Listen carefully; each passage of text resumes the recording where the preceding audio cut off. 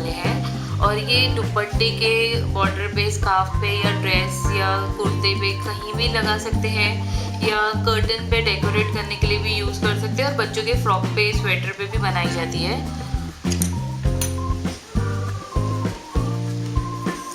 इसको बनाने के लिए अभी ये फैब्रिक बहुत थिक है ये लेस, तो इसलिए हमें 2 क्रोशे के हुक चाहिए स्टील के, एक 1 mm का चाहिए और एक 2 mm का चाहिए।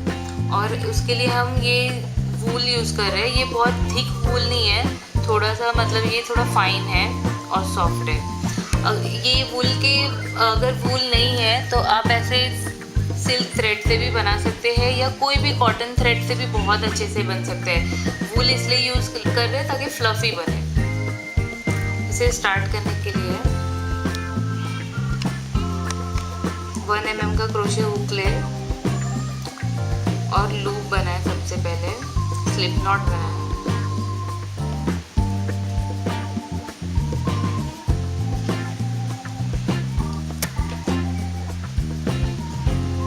और एक कॉर्नर में इसे अटैच करते हैं।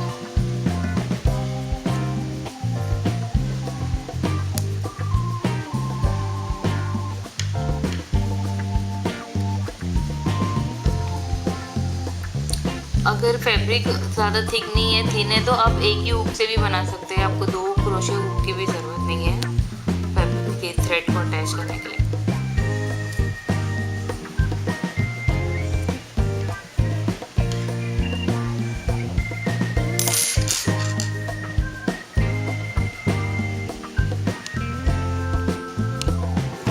स्लिप नॉट बनाया ऐसे, और 1 mm के क्रोशे हुक से, स्टील क्रोशे हुक से इसे अटैच कर दे फैब्रिक में इस तरह से। और 2 mm का हुक ले सकते हैं, और अगर फाइन थ्रेड है तो सेम 1 mm से भी कंटिन्यू कर सकते हैं। ये हम वूल यूज़ कर रहे हैं इसलिए 2 mm। चेन 3 बनाए इस तरह से। चेन 3 बनाने के बाद और चेन 3 बनाए, टोटल चेन 6 बनाए।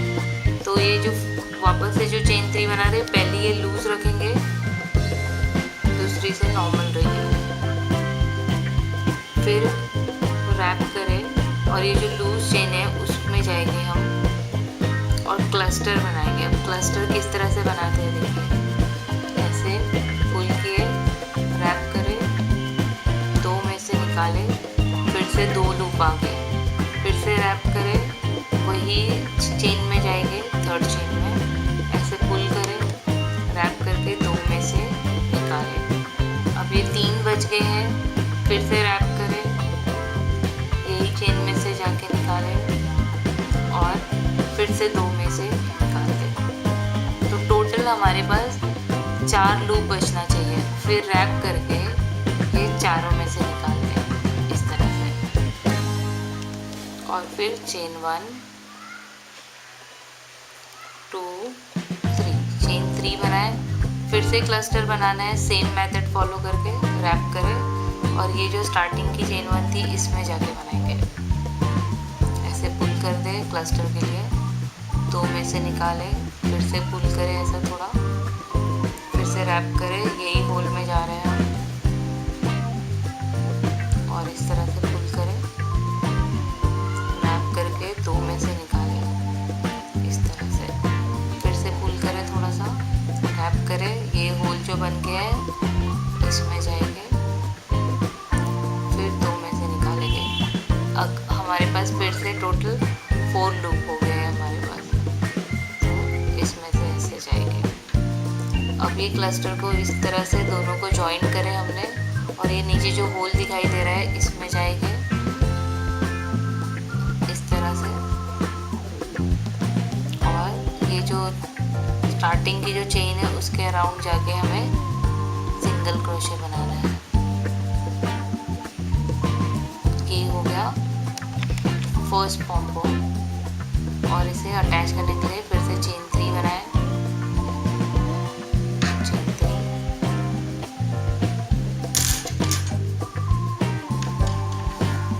और कुछ डिस्टेंस पे जाके इस तरह से हमें सिंगल क्रोशे के जरिए से ज्वाइन कर देना है हमारे पॉम पोम को फैब्रिक में इस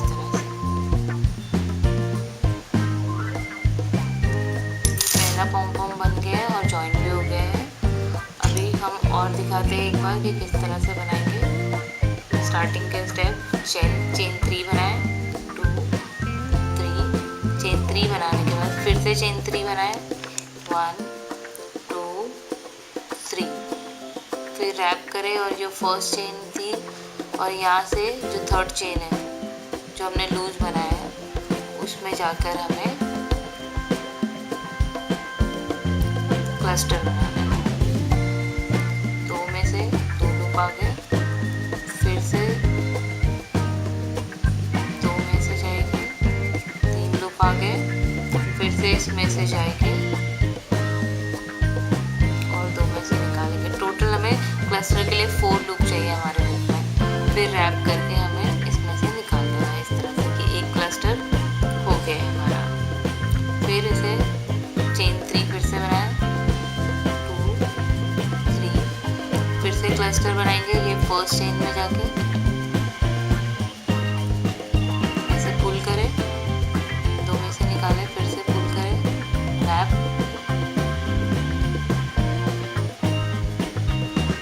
फिर से रैप करके 2 में से निकालें, 3 हो गए,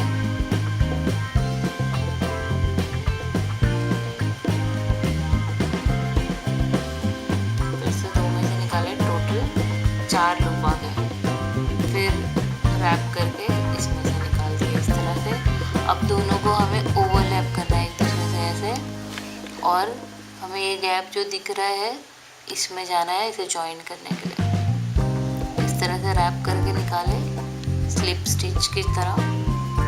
फिर ये जो चेन 3 बनाया इसके अराउंड में जाके हमें सिंगल क्रोशे बना के पॉम पॉम को लॉक कर देना है।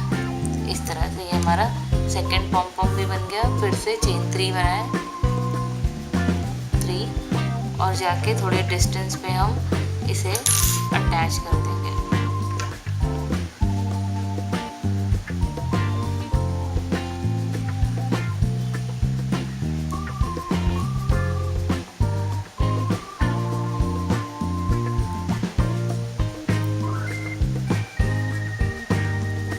इस तरह से